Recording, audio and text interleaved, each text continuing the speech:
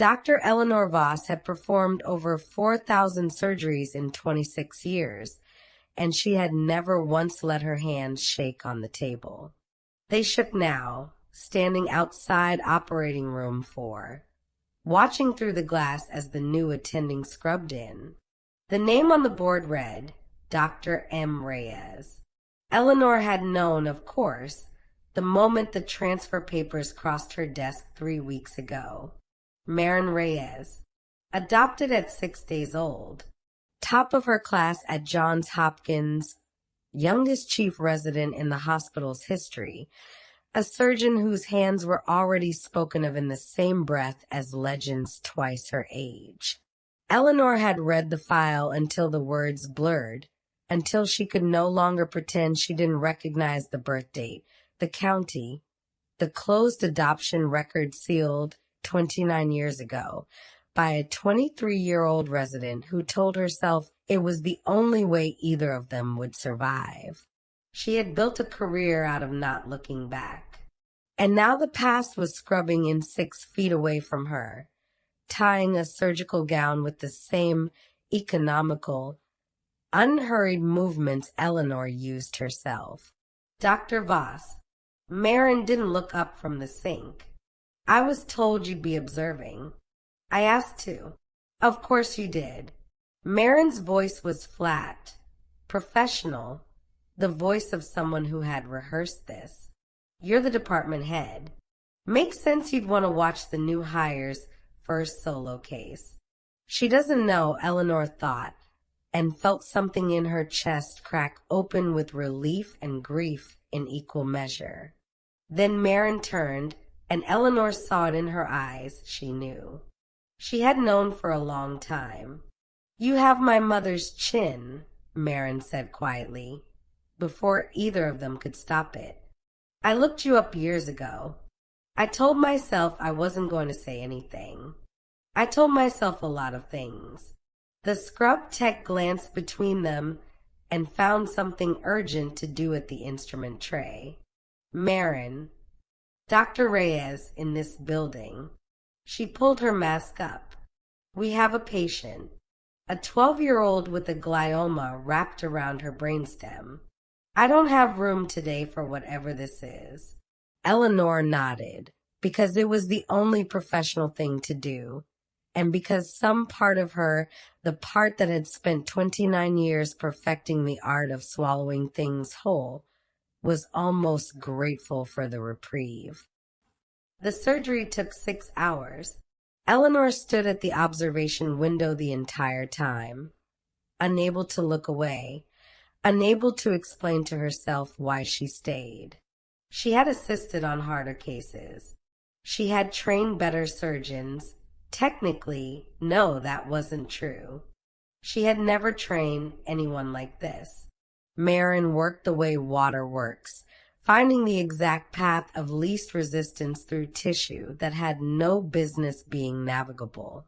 Twice the resident beside her flinched at a bleed, and twice Maren's hand was already there, already correcting, already 3 moves ahead of the danger. There was a moment, Eleanor would think about this moment for the rest of her life, when Maren paused, utterly still, staring into the open field, and made a decision that saved 40 extra minutes, and, later, the girl's ability to speak. It was the kind of decision that couldn't be taught. Eleanor had made a decision like that exactly once in her career, on a Tuesday in her 3rd year, and an attending had told her afterward that she had good hands, real hands, the kind that came along once in a decade. She was watching her own hands. Grown up, abandoned, furious, magnificent. They found themselves in the surgeon's lounge at 9 that night, the only 2 people awake in a room built for exhaustion. Maren was still in scrubs, drinking coffee that had long gone cold, staring at nothing. The girl's going to be fine, Eleanor offered. I know. I was there. Maren didn't look at her. You don't have to make conversation with me. I'm not going to make a scene at the hospital. I'm a professional. I'm not worried about a scene. Then what are you worried about? Eleanor sat down across from her, slowly. The way she approached a difficult conversation with a patient's family, careful, no sudden movements, no false promises. I've rehearsed what I would say to you for 29 years. Every version. I had one where I explained the residency, the money, the fact that your father left before you were born, and I was 23 years old with $11,000 in loans and a program director who told me pregnancy was a liability he couldn't accommodate. I had a version where I apologized, a version where I didn't. I don't think any of them are the right ones sitting here. Maren's jaw tightened. I grew up fine.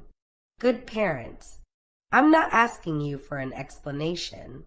I know you're not asking. Eleanor's voice cracked, just slightly, just once. I'm giving you one because I don't think I get another chance, and I would rather you have it and reject it than watch you walk away without it. The lounge was silent except for the hum of the vending machine. I used to think, Maren said finally, that I became a surgeon because it was the one place I could be certain no one would ever look at me and see anything except what my hands could do. Not an orphan, not a story, just competent. I didn't know, until I read your file for a fellowship reference 3 years ago, that I got the hands from you. You got more than the hands. Don't, but there was no real heat in it. Eleanor reached into her coat pocket and set something on the table between them. A small, worn photograph of a hospital room. A 23-year-old woman with Maren's exact chin, holding a 6-day-old infant she had told herself she wouldn't keep in the last hour she was allowed to hold her. I kept this in my locker for 29 years, Eleanor said. I want you to have it. Not because I'm asking for anything. Because I think you should know that leaving you was the only thing I ever did as a surgeon that I never learned how to be steady about. Maren stared at the photograph for a long time. She didn't pick it up, not yet. But she didn't push it away either. I have a case at 7, she said eventually, standing, gathering her cold coffee. At the door, she stopped, back still turned. The chin thing. You're right. I get it from you. My mother, my adoptive mother, used to say it made me look stubborn. It does, Eleanor said. It made me stubborn too. It's how I survived long enough to see you again. Maren didn't answer, but she left the photograph on the table, and in the morning, when Eleanor came back to the lounge before her own 7 o'clock case, it was gone.